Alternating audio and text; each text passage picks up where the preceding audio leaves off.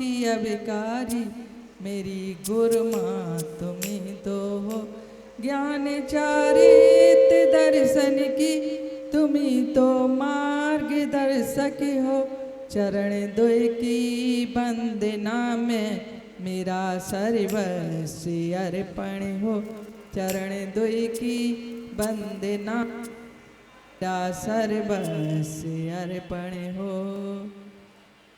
जय बोलिए देवा देवे का हराड़ श्री पार्श्वनाथ भगवान की। जय बोलिए वर्तमान शासन नायक श्री महावीर भगवान की। जय बोलिए आचार्य गुरुदेव श्री गिरनार गौरव निर्मल सागर जी महाराज की। जय बोलिए सम्यक ज्ञान सवणी भारत गौरव गणनी आर का विशुद्धमती माता जी की। जय बोलिए पट्टी गणनी आर का श्री विज्ञमती माता जी की। जय बोलिए उत्तम शौच धर्म की। जय बोलो आर का विकर्षमती माता जी की, आर का संघ की।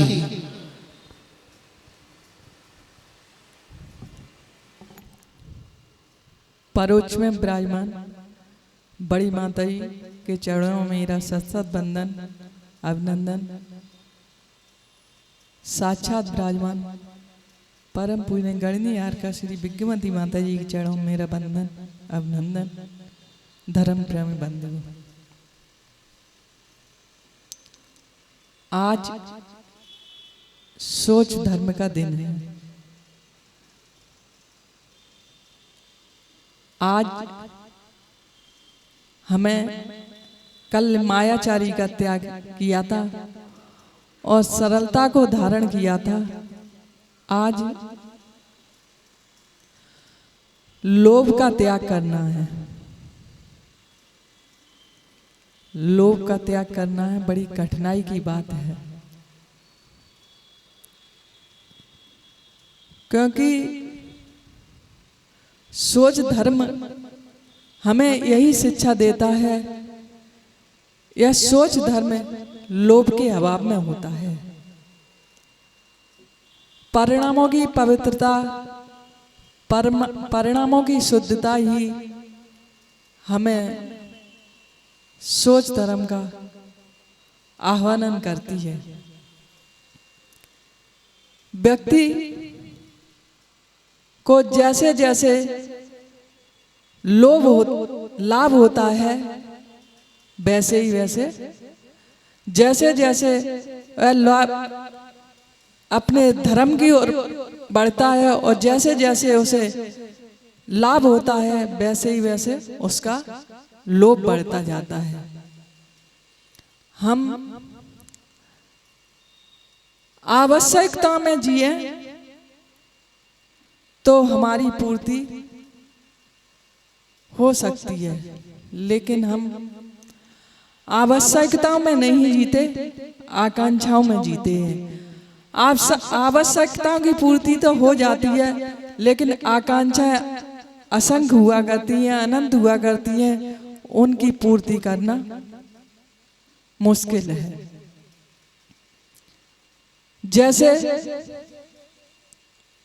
हमारा शरीर कहता है, यानी हमारा पेट कहता है कि भूख लगी है तो भोजन चाहिए, लेकिन हमारा मन कहता है भोजन में रोटी नहीं, पराठा चाहिए, पराठा नहीं पूरी चाहिए, पूरी नहीं कचौड़ी चाहिए। क्योंकि मन हमारा, शरीर हमारा आवश्यकता में जीता है और मन आकांक्षाओं में जीता है। शरीर हमारा भोजन मांगता है, लेकिन मन उसमें विशेषण लगा देता है। और तो कहा जाता है कि मन मरा माया मरी, मरमर जाए शरीर। मन मरा माया मरी, मरमर जाए शरीर, तो भी तृष्णा ना मरी, कह गए दास कबीर। मन हमारा विचारों का पुलंदा है और यह मन हमारा पता नहीं कहां कहां घूमने चला जाता है। अधिक परिचय हमें चैन से जीने नहीं देता। हर एक परिचय हमें शांति प्रदान नहीं करता। मानव जीवन की प्रथम सीढ़ी तो मोक्ष है, लेकिन हमारा मन इधर उधर भटकता है तो हम उस मंजिल तक नहीं पहुंच पाते। कहा जाता है कि एक प्यासा हिरण बालू के चमकते हुए कणों को देखकर दौड़ लगाता है पानी के लिए, लेकिन दौड़ते दौड़ते उसके प्राण पखेरु उड़ जाते हैं और पानी नहीं मिलता। इसी प्रकार यह संसारी प्राणी पंचेंद्रियों के विषय भोगों में लगा हुआ है और इसी में लगे हुए वह अपने जीवन को यूं ही गमा देता है। कोई अपने परिवार में सुख मानता है, कोई अपने भाई बंधुओं में सुख मानता है, कोई अपने बाहरी दिखावा में सुख मानता है, कोई पैसा इकट्ठा करने में सुख मानता है, तो कोई पैसा कमाने में सुख मानता है। तो कहा जाता है कि एक व्यक्ति जिसके पास 2 वक्त की रोटी भी खाने के लिए नहीं है और वह विचार करता है कि अगर हमारे पास 2 वक्त की रोटी का बंदोबस्त हो जाए तो मैं भगवान का भजन करूंगा। अपनी झोपड़ी में बैठा बैठा और विचार कर रहा है कि हे भगवान, इस सर्दी गर्मी से छुटकारा कैसे मिले।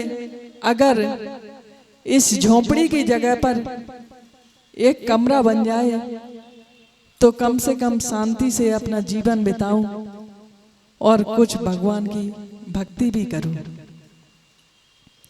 वह विचार करता है, भगवान से प्रार्थना करता है, तो उसकी झोपड़ी की जगह पर एक कमरा बन जाता है।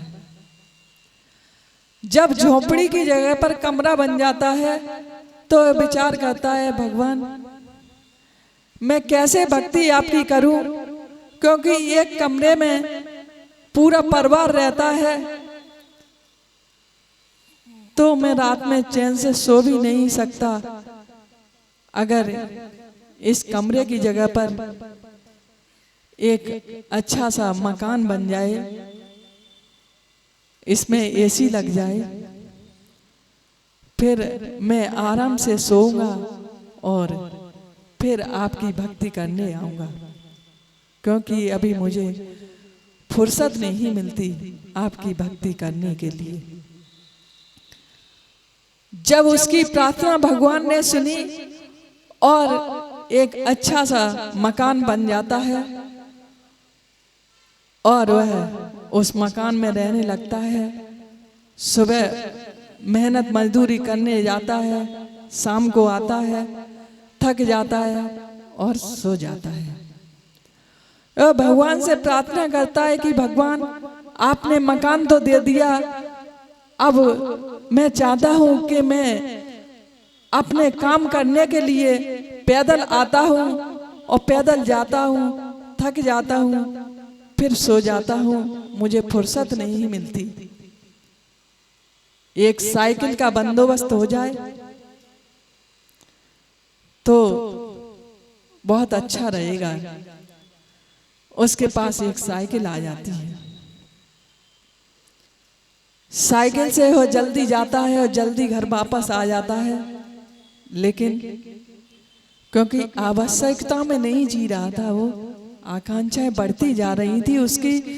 वह कहता है, भगवान मैं साइकिल से आता और जाता हूं तो मेरे पैर दर्द कर जाते हैं, अगर साइकिल की जगह पर एक मोटरसाइकिल आ जाए तो अच्छा रहेगा और फिर मैं आपकी खूब भक्ति करूंगा, पूजा करूंगा, अर्चना करूंगा।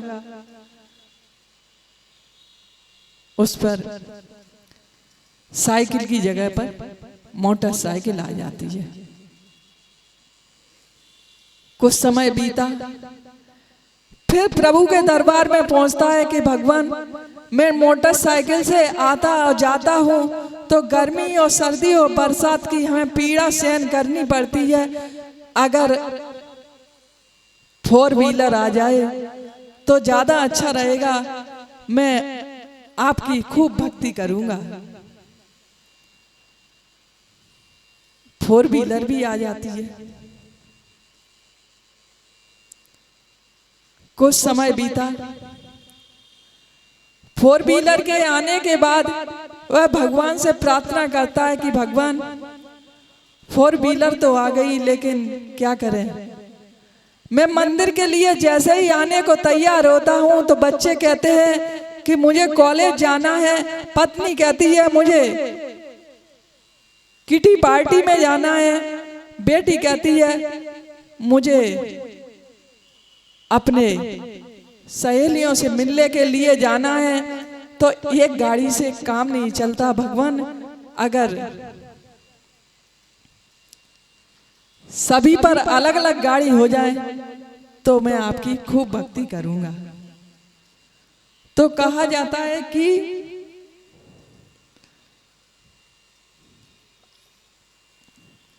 आनंद को चाहा मगर लोभ को त्यागा नहीं, आनंद को चाहा मगर लोभ को त्यागा नहीं, नर जन्म पा लिया तूने मगर तुमसा कोई अभागा नहीं। कहने का तात्पर्य है कि जब हम भगवान के दरबार पर आते हैं तो हमारी एक के बाद एक इच्छा होती जाती है और इच्छाओं की पूर्ति कभी पूरी नहीं होती। तो अपने भारतीय संस्कृति में यहाँ पर योग को नहीं, भोग को नहीं, योग को प्रधानता दी गई है। कहा जाता है कि लोभ पाप का बाप है और तृष्णा पाप की मां।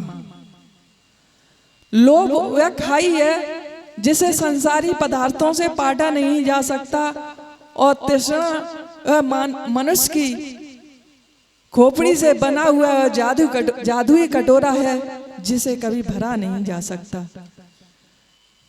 क्योंकि मन का अर्थ है चाह, और चाह ऐसी होती है जिस प्रकार समुद्र में कितनी भी नदियां समाहित हो जाएं फिर भी वह प्यासा का प्यासा ही रहता है। शमशान में कितने भी सब जला दिए जाएं फिर भी वह भूखा का भूखा ही रहता है। और हम प्रतिदिन भोजन करते हैं फिर भी तृप्ति नहीं होती। कहने का तात्पर्य है कि चाहत मिटती है संतुष्टि की राह पर चलकर, चाहत मिटती है संतुष्टि की राह पर चलकर, और लोभ मिटता है संतोष में रहकर। आकांक्षाएं मिटती है आवश्यकता के जीने पर, और तृष्णा मिटती है तृप्ति होने पर। क्योंकि जब तक हमारी तृप्ति नहीं होगी, जब तक हम आकांक्षाओं में जिएंगे, आवश्यकताओं में जिएंगे, आकांक्षाओं में जिएंगे, तब तक हम अपने जीवन में शांति नहीं ग्रहण कर सकते। और लोभ में नहीं संतोष में जिएंगे तो हम अपने जीवन को सार्थक बना सकते हैं। एक छोटे से दृष्टांत के माध्यम से बताना चाहूंगी कि एक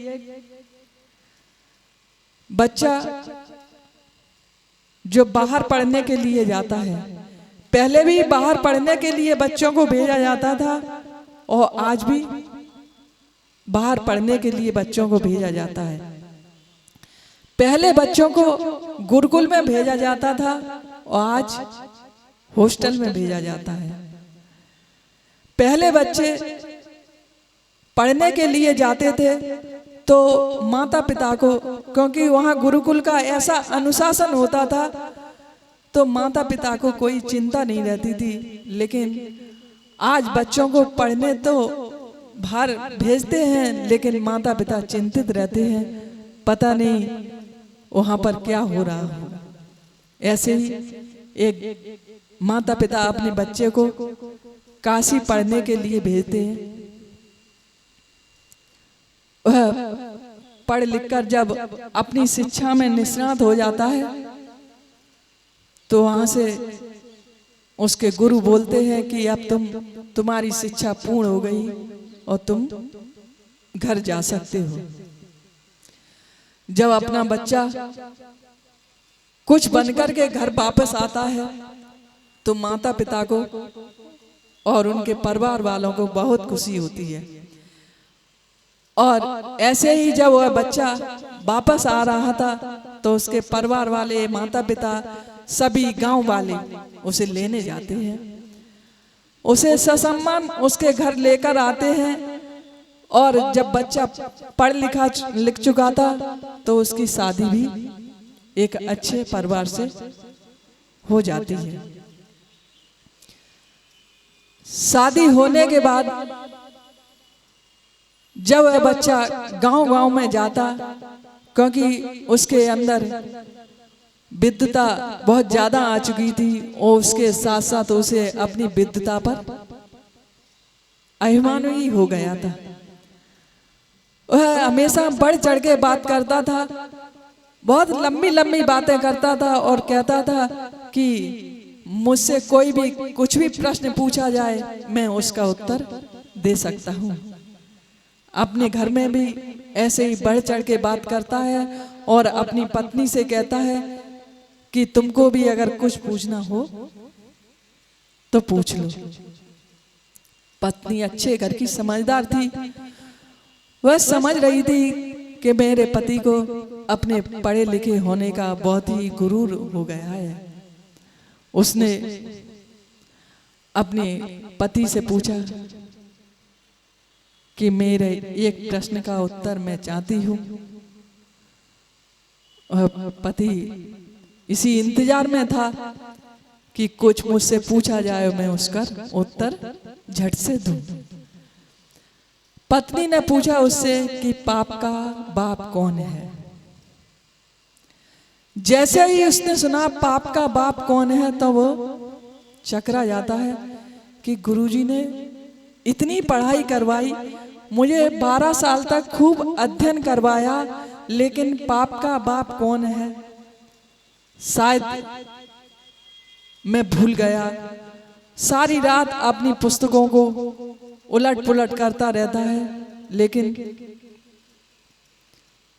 उसे समझ में नहीं आ रहा था कि पाप का बाप कौन है। वह अपनी पत्नी से सुबह उठकर कहता है कि मैं वापस अपने गुरुजी के पास जाऊंगा और इस प्रश्न का उत्तर पूछ कर आऊंगा। जैसे ही उठता है और झटपट तैयारी करके घर से निकल जाता है, क्योंकि पहले यात्रा पैदल हुआ करती थी, तो सुबह होते ही वह अपनी यात्रा के लिए निकल जाता है। उसे सुबह से शाम हो जाती है, चलते चलते दूसरे गांव की सीमा तक पहुंच जाता है। दूसरे गांव की सीमा में पहुंचते ही बाहर एक मकान बना हुआ था, उसके बाहर चबूतरा था, उस पर वह सो जाता है। और जैसे ही सुबह होती है झटपट अपने बिस्तर को समेटकर आगे चलने की तैयारी करने लगता है। तो वह जैसे ही चलने की तैयारी करता है तो उस जिस घर के बाहर सो रहा था उस घर से एक महिला निकलती है और वह महिला उस ब्राह्मण से पूछती है कि भैया तुम कौन कहां से आए हो और कौन कहां को जाते हो, मालूम नजरों से आता है कुछ प्रश्न उठाना चाहते हो, सच कहो इरादा क्या कुछ है, मन का कुछ हाल बता दीजिए, जो मेरी है बेकार नजरे तो अपना रास्ता ले लीजिए। मैला कहती है भैया तुम कौन हो और कहाँ से आए हो और कहाँ जा रही हो। वह कहता है कि मैं पास के ही गांव से आ रहा हूं और अपने गुरुजी से मिलने जा रहा हूं। मेरी पत्नी ने एक प्रश्न पूछा है, उस प्रश्न का उत्तर लेने जा रहा हूं। वह कहती है मैला वह प्रश्न का क्या है। वह कहता है कि पाप का बाप कौन है। वह मैला कहती है कि ऐसा करो तुम अब सुबह तो हो गई और कहाँ जाओगे, कहाँ खाओगे पियोगे, ऐसा करो नहा धोकर तैयार हो जाओ और भोजन करके फिर चले जाना। तो वह उस महिला से पूछता है पहले संशय मिटा दे तू मेरी बहन, है कहाँ तेरे माता पिता और सजन, जात पेशा बता झूठ कहना नहीं, फिर तो जाने में कोई उजरी नहीं।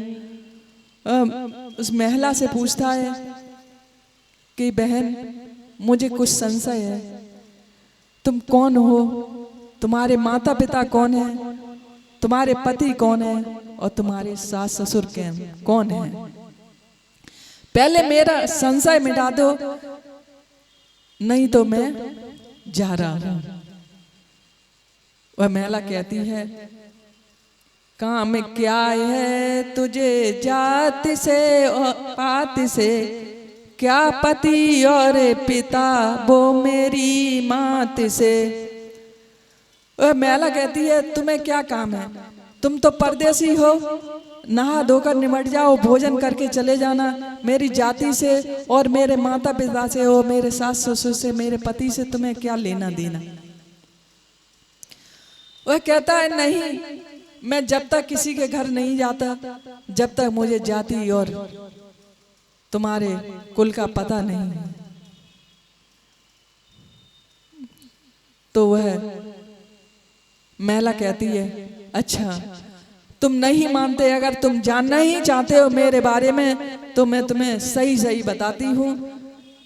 तुझको हालत खुलासा सुनाती हूँ मैं, मेरे माता पिता ना संगाती सजन, जिस किसी माल वारे से लगती लगन, उसका छोड़ू न घर और जरी ही नहीं। वह महिला कहती है कि ना मेरे कोई माता है ना पिता है, ना मेरे कोई पति है, ना सास है ना ससुर है, मैं तो एक नगर नार हूं। नगर नार का मतलब समझते हो आप लोग? बेश्या।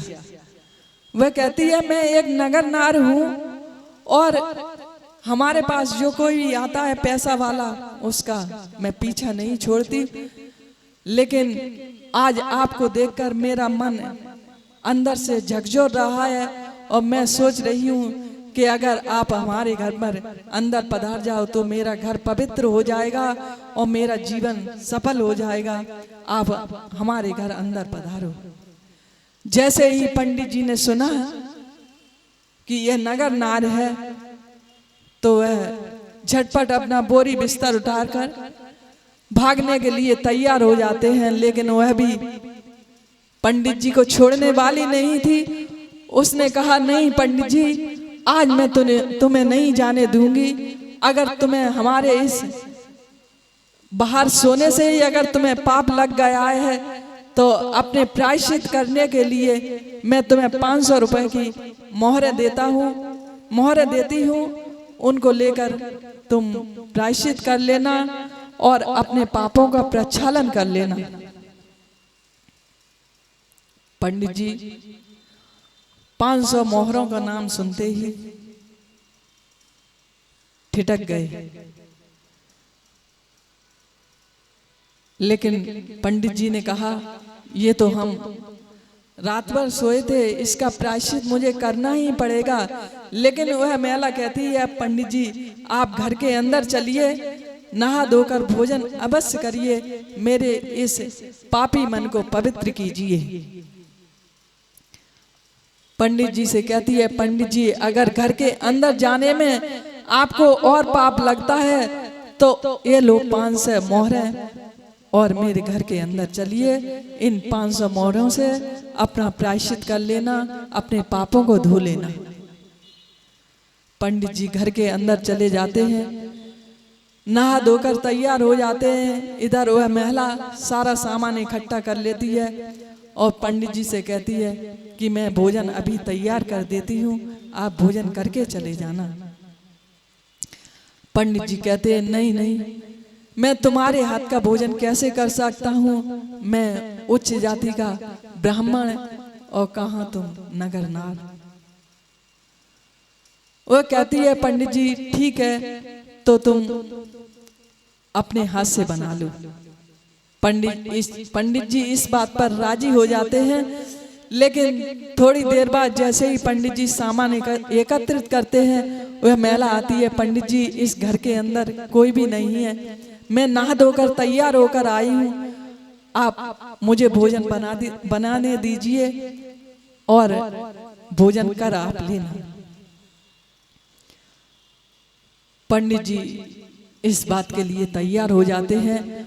वह भोजन बनाकर तैयार कर देती है और थाली पंडित जी के सामने रख देती है और कहती है कि भोजन करिए पंडित जी आप। जैसे ही पंडित जी भोजन करने के लिए बैठते हैं तो वह महिला कहती है, पंडित जी आज इस आत्मा को पावन होने का मौका दीजिए, सिर्फ एक गिलास मेरे हाथ से भोजन ले लीजिए और इसका भी अगर आपको पाप लगता है तो ये लो 500 मोहरें और इनसे अपना प्रायश्चित कर लेना। पंडित जी इधर उधर देखते हैं, घर के अंदर कोई नहीं था। पंडित जी उसके हाथ से भोजन करने के लिए तैयार हो जाते हैं। जैसे ही पंडित जी उसके हाथ से भोजन करने के लिए तैयार हो जाते हैं, वो महिला हाथ में गिलास लेती है और पंडित जी अपना मुंह खोलते हैं। उसके हाथ से मुंह में गिलास रखवाने के लिए तो वह महिला उस गिलास को नीचे रख देती है और पंडित जी के गाल पर 2-3 थप्पड़ लगाती है और कहती है, यही पाप का बाप है, तुम्हारा काशी जाने की बजाय तुम्हारे प्रश्न का उत्तर यही मिल गया, क्योंकि तुम पाप का बाप क्या होता है, यह लोभ ही पाप का बाप है, क्योंकि लोभी व्यक्ति हमेशा नीचे गिरता जाता है। और पंडित जी की समझ में आ जाता है। कहने का तात्पर्य है कि हमें अपने जीवन में अपनी जो भी मर्यादा है, मर्यादा में रहना चाहिए। हमें किसी के कहने में और किसी की बातों में नहीं आना चाहिए। अगर हम किसी के कहने और बातों में आएंगे तो ऐसे ही पंडित जी की तरह जगह जगह थप्पड़ खाते रहेंगे। अंत में बस यही कहना चाहती हूँ कि लोभ की प्रवृत्ति क्या होती है। भारी भरकम उधर तुम्हारा जैसे हो गणेश का पेट, भारी भरकम उधर तुम्हारा जैसे हो गणेश का पेट, या फिर हो इंडिया गेट, या फिर हो इंडिया गेट, उसमें भी यह विस्तृत है मानव मन का पेट, उससे भी ज्यादा विस्तृत है मानव मन का पेट। 3 लोग की दौलत हथियाने का अवसर देख रहे हो, 3 लोग की दौलत हथियाने का अवसर देख रहे हो, विश्व सम्राट बनने का सपना, झूठा सपना देख रहे हो, विश्व सम्राट बनने का झूठा सपना देख रहे हो।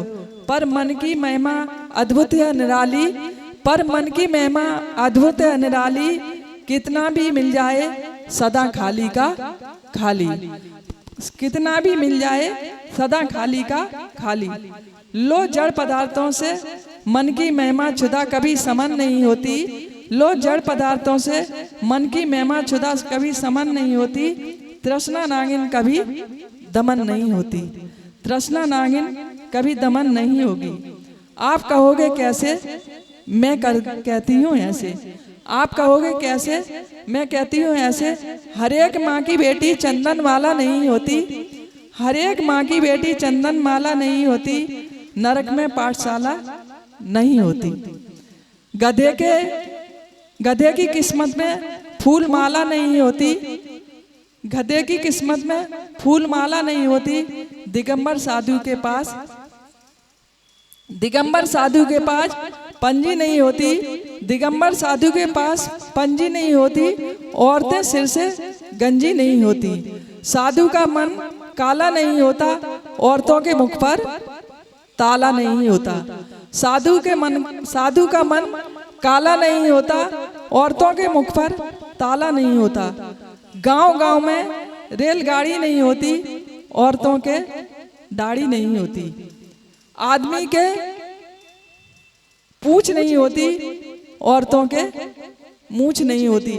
आदमी के पूंछ नहीं होती, औरतों के मूंछ नहीं होती। हर एक आदमी दिगंबर संत नहीं होता, हर एक आदमी दिगंबर संत नहीं होता। भव का संसार अनंत नहीं होता, और लोभ का कभी अंत नहीं होता। जय बोलिए महावीर भगवान की, जय बोलिए परम पूज्य गणनी आर का विशुद्धमती माता जी की, जय बोलिए पट्ट गणनी आर का श्री विज्ञमती माता जी की।